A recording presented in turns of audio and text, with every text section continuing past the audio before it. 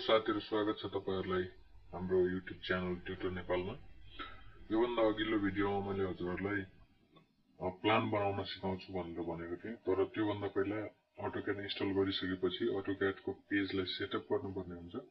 Setup नगरिकन हामीले drawing बनाउन त्यो म्युनिसिपालिटी ड्रइङ बनाउन सक्दैनौं, किनकि त्यहाँ युनिटहरु सेटअप गर्नुपर्ने हुन्छ।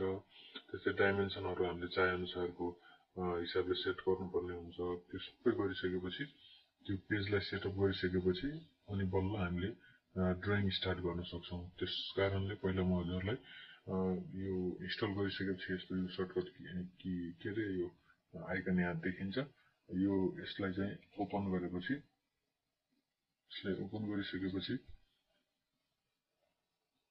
यसरी यो लोड हुन टाइम लाग्यो। यसरी ओपन गरिसकेपछि यो लार्ज आइकनमा देखियो। यो लार्ज आइकनमा मलाई त्यति राम्रो लाग्दैन, यो यसलाई चाहिँ स्मल आइकन बनाउनु पर्छ। अरु यो ओरिजिन पनि यो मुभेबल छ, हेर्नुस्। यो ओरिजिनलाई पनि सेटअप गर्नुपर्ने हुन्छ। यही यसलाई फिक्स गर्नुपर्ने हुन्छ, किनभने हामीसँग वर्क स्पेस धेरै हुन्छ। त्यो भयो भने यो ओरिजिनको हामीलाई खास काम हुँदैन। त्यसकारणले यसलाई हामीले यही कर्नरमा फिक्स गरिदिन्छौं। त्यसको लागि हामी सुरुमा चाहिँ यो ओरिजिन फिक्स गर्नेछौं। त्यसको लागि हामी भ्यूमा जानेछौं। भ्यूबाट डिस्प्लेपछि UCS आइकन हुन्छ। यहाँ चाहिँ ओरिजिन देखाएको हुन्छ। ओरिजिनमा टिक लागेको छ। यो ओरिजिनलाई हामीले क्लिक गरेर यसलाई ओरिजिनलाई अफ गरिदिनु। यो अफ भयो। अब यो मुभ गर्दैन, हेर्नुस्। जति तपाईले यताउता गराए पनि यो मुभ गर्दैन, फिक्स भएर बस्छ। त्यसपछि हामीले अर्को चाहिँ युनिट सेटअप गर्नुपर्ने हुन्छ। त्यसको लागि फर्म्याटमा जानुस्। फर्म्याट पछि युनिट्स हुन्छ। युनिटमा क्लिक गर्नुस्। यस्तो विन्डो देखिन्छ। यहाँ डेसिमल देखाएको हुन्छ, प्रिसिजन 0.000 देखाएको हुन्छ। त्यसलाई चाहिँ हामीले इन्जिनियरिङमा जाने, प्रिसिजन 0 फिट 0 इन्च यसरी गराएर यहाँ यसलाई पनि इन्च गराइदिने। त्यसलाई ओके गर्नु। हाम्रो युनिट सेटअप भयो। त्यसपछि हामी डाइमेन्सन सेटअपमा जानेछौं। डाइमेन्सनमा क्लिक गर्नुस्। त्यसपछि डाइमेन्सन स्टाइलमा आउनुस्। डाइमेन्सन स्टाइल पछि यो ISO 25 देखाएको हुन्छ। अब हामीले नयाँ एउटा डाइमेन्सन बनाउने छौं हाम्रो लागि। त्यसमा गएर न्यूमा क्लिक गर्नुस्। न्यूमा क्लिक गरिसकेपछि एउटा के नाम दिनुहुन्छ तपाईले आफ्नो यो डाइमेन्सनलाई। म यसलाई नगरपालिका लेख्छु। यसलाई कन्टिन्यू गरौँ। कन्टिन्यू गरिसकेपछि यस्तो यो अब यो सबै यो symbol and arrow, line, text, primary युनिटहरु यो सबै मिलाउनु पर्ने हुन्छ डाइमेन्सनको लागि। यो विन्डोमा गएर आर्किटेक्चर टिक गर्नुस्। यहाँ पनि आर्किटेक्चर टिक, यहाँ पनि आर्किटेक्चर टिक गरिसकेपछि यो एरो साइज हुन्छ। यो एरो साइजलाई तपाईले अब घटाउने बढाउने जे गर्दा नि हुन्छ। यहाँ मैले 10 राख्छु, 10 इन्च। अनि 10 इन्च राखिसकेपछि यो मार्क यो ठिक छ, यो पनि ठिक छ, यो पनि ठिक छ, यो सबै ठिक छ। यसपछि जान्छ हामी लाइन्समा। लाइनमा गएर कलर तपाईले लाइनको कलर के दिने भन्ने हुन्छ। त्यसमा मैले यसलाई ग्रीन बनाए, यो लाइन यो डाइमेन्सन लाइनलाई। त्यसपछि लाइन टाइपमा जहिले पनि कन्टिन्युस गर्नुस्। त्यसपछि यो 0.05 mm गर्नुस् यसलाई। अनि यो एक्सटेन्सन बियोन्ड टिक, यो एक्सटेन्सन यो यसपछिको यो पछाडीतिरको टिक पछाडीको चाहिँ कति राख्ने भन्ने हुन्छ। त्यसमा मैले 5 राखे, 5 इन्च राखे। यहाँ हेर्नु होला तपाईले, यो यहाँ बढाउँदै जाँदा तपाईले यहाँ पनि सँगसँगै हेर्दै जानु होला। तपाईलाई कतिसम्म ठिक लाग्छ त्यति राख्नु होला। मैले 5 राखे। यहाँ बेसलाइन स्पेसिङ भनेर भन्यो। बेसलाइन स्पेसिङ चाहिँ मैले यो अहिले मिलाउँदा हुन्छ।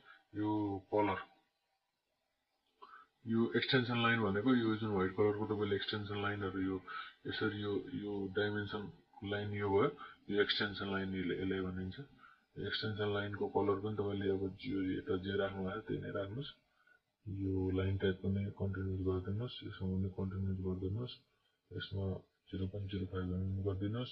त्यसपछि गएर यो अफसेट फ्रम ओरिजिन, यो अफसेट फ्रम ओरिजिन भनेको तपाईको यो जुन ड्रइङ छ, ड्रइङ देखि कति पछाडी चाहिँ तपाईले राख्ने भन्ने हो। अब यसमा यो गर्नु भन्दा पनि सिधै फिक्स्ड लेन्थ राख्दिनुस्। फिक्स्ड लेन्थमा अब तपाईलाई जति मन लाग्छ। मैले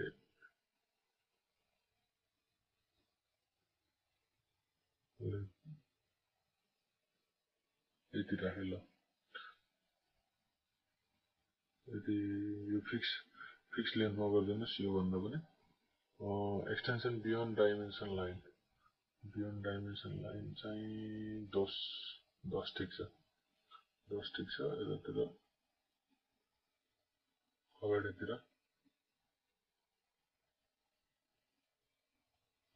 2 फिट ठिक छ अब यो मिलिसकेपछि सिम्बल पनि मिलाइसक्यो टेक्स्टमा चाहिँ तपाईँ स्ट्यान्डर्ड छ स्ट्यान्डर्ड नै राख्नुहोस् यहाँ कलर चाहिँ व्हाइट नै राख्नुहोस् कलर व्हाइट भन्दा पनि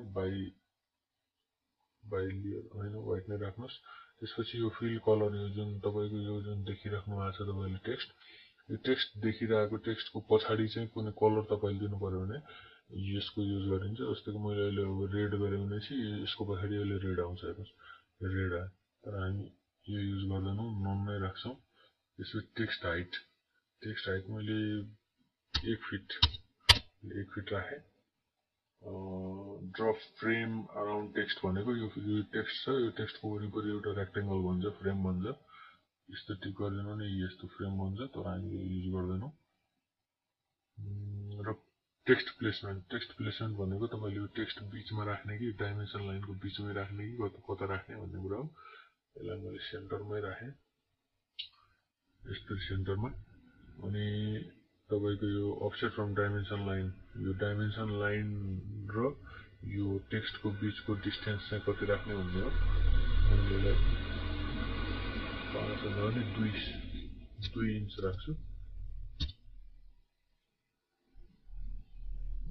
यो पनि भयो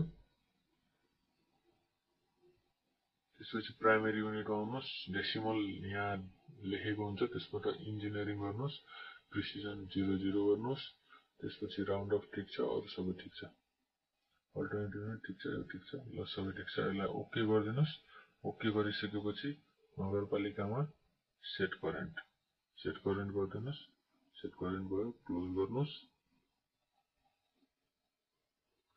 ल साथीहरु हाम्रो डाइमेन्सन पनि मिल्यो डाइमेन्सन मिलाइसकेपछि यो वर्क स्पेसमा यो लार्ज टुलबारहरु लार्ज आइकनमा देखाइरहेको छ यतापट्टि देखाइरहेको छ यो एकदम लार्ज आइकनमा देखाएको छ मलाई यस्तो ठिक लाग्दैन मलाई चाहिँ सानो स्मल साइजमा गर्दाखेरि यो वर्क स्पेस पनि अलिकति धेरै पाइन्छ हामीले त्यसकारणले हामीले अब त्यो मिलाउनु पर्ने हुन्छ त्यसको लागि तपाई राइट क्लिक गर्नुस् राइट क्लिक गरिसकेपछि यहाँ अप्सन्स सबैभन्दा तल अप्सन्स भन्ने हुन्छ अप्सन्समा क्लिक गर्नुस् यस्तो विन्डो आउँछ यस्तो विन्डो आइसकेपछि तपाईले यहाँ डिस्प्ले सुरुमा डिस्प्ले हुन्छ फाइल्स हुन्छ फाइलमा केही पनि गर्नु पर्दैन डिस्प्लेमा जानुस् डिस्प्लेमा यहाँ यी लार्ज आइकन फर टुलबार्स भनेको छ यसलाई हटाइदिनुस् डिसेलेक्ट गरिसकेपछि अरु तपाईले यहाँ केही पनि मिलाउनु पर्दैन यहाँ यो कर्सर हेयर पनि ठिकै छ यो पनि ठिकै छ बीचमा राख्नुस्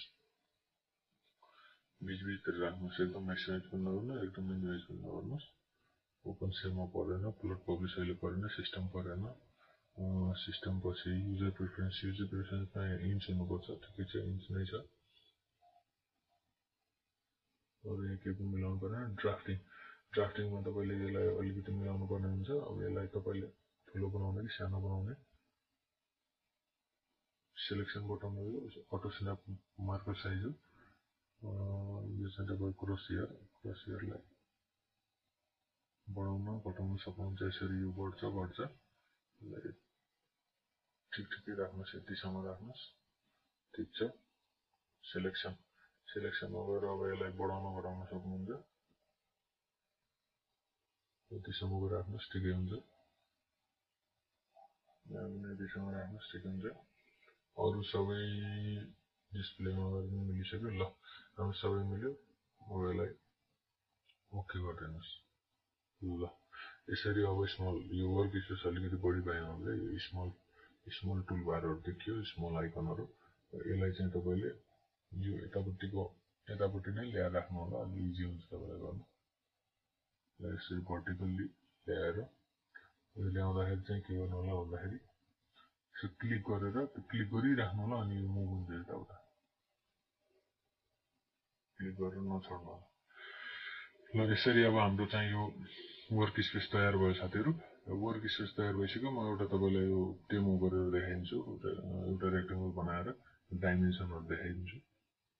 यो टुल बारबाट रेक्टेंगल बनाउन हुन्छ अथवा REC लेखेर तपाईले टाइप गर्न पनि सक्नुहुन्छ। जस्तो कि यहाँ गएर क्लिक गरेर यसरी आएर यसरी बनाउन पनि सक्नुहुन्छ र यसलाई चाहिँ कमान्डबाट पनि गर्न सक्नुहुन्छ। यसरी REC लेख्ने अनि इन्टर दाब्ने भन्दाखेरि तपाईको यो रेक्टेंगल बन्छ। तर यो साइजमा भएन। हामी एउटा निश्चित साइजमा गर्नेछौं। त्यसको लागि रेक्टेंगल टुललाई चाहिँ गर्नुस्, क्लिक गर्नुस्। त्यसपछि यहाँ देखिएको हुन्छ यसरी यो स्पेसिफाई गरेको हुन्छ। एउटा पोइन्ट स्पेसिफाई गर्नुस्। पहिला क्लिक गर्नुस् वर्क स्पेसमा। त्यसपछि तपाईले यो 0 0 देखाएको छ यसरी बढ्छ यो रेक्टेंगलको। हामी अहिले 15 बाइ 15 को बनाऊ। 15 फिट यसरी टाइप गर्नुस्। 15 फिट टाइप गरिसकेपछि ट्याब तपाईको किबोर्डमा भएको ट्याब दाब्नुस्। ट्याब दाबिसकेपछि अब यो ब्रेथ पनि 15 फिट दाबेर इन्टर गरिदिनुस्। अब तपाईको यो 15 बाइ 15 को एउटा स्क्वायर तयार भयो। यसको डाइमेन्सन हेर्नको लागि डाइमेन्सनमा गएर यसरी लिनियर लिनुस् र